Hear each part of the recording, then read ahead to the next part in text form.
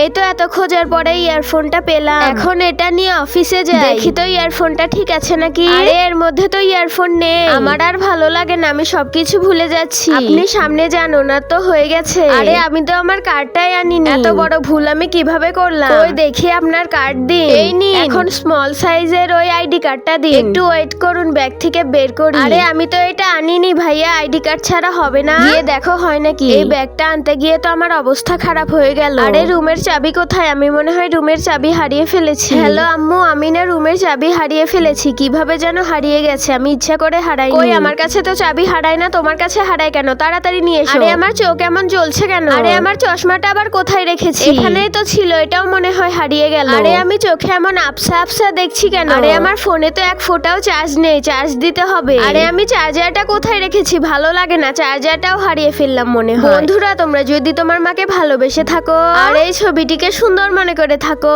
তাহলে ভিডিওতে একটি লাইক করে চ্যানেলটি সাবস্ক্রাইব করে দাও।